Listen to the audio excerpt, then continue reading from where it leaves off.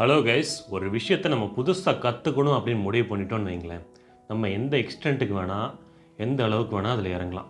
இது ஏன் அப்படி சொல்கிறேன் அப்படின்னா, இந்த லேர்னிங் அப்படிங்கிற விஷயம் வந்து எவல்யூஷன் கர்வில் நம்மளை அழகாக இழுத்துட்டு போயிட்டே இருக்கும். நம்மளை அப்படியே முன்னோக்கி அப்படி இழுத்துட்டு போயிட்டே இருக்கும்.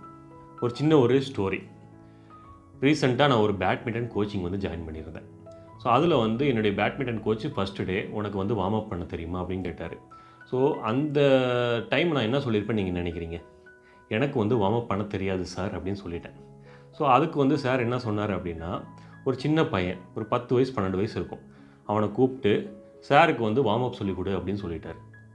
அந்த பையனுமே வந்து ரொம்ப ஆர்வமாக நிறைய ஸ்ட்ரெச்சஸ்லாம் வந்து சொல்லிக் கொடுத்தான். அதை வந்து நான் இப்போ வரைக்கும் ப்ராக்டிஸ் பண்ணிகிட்டே இருக்கேன். எனக்கு வந்து வார்ம் அப் பண்ண ஆக்சுவலாக தெரியும். ஜிம்மில் வந்து கற்றுருப்போம். அதே மாதிரி ஸ்போர்ட்ஸில் வந்து காலேஜில் வந்து கோச்சிங்கில் இருக்கும்போது நம்ம வந்து கற்றுருப்போம்.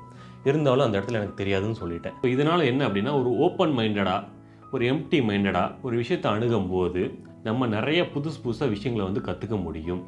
அதே மாதிரி ஏற்கனவே தெரிஞ்ச விஷயங்களில் ஏதாச்சும் தப்பு இருந்தது அப்படின்னா அதை வந்து அன்லேர்ன் பண்ணிக்க முடியும். ஸோ நம்ம வந்து லேர்ன் பண்ணுறோம் புதுசான விஷயங்களை. அதே மாதிரி பழைய விஷயங்களில் தப்பு இருந்தது அப்படின்னா அன்லேர்ன் பண்ணுறோம். இதனால் என்ன ஆகுது அப்படின்னா, நம்மளை அப்படியே வந்து நம்ம வந்து ரிஃபைன் பண்ணிக்க முடியும். ஸோ நம்மளுடைய ரிஃபைன்டு வெர்ஷனை வெளியே கொண்டு வரதுக்கு இந்த மாதிரி விஷயங்கள் வந்து கண்டிப்பாக யூஸ்ஃபுல்லாக இருக்கும்.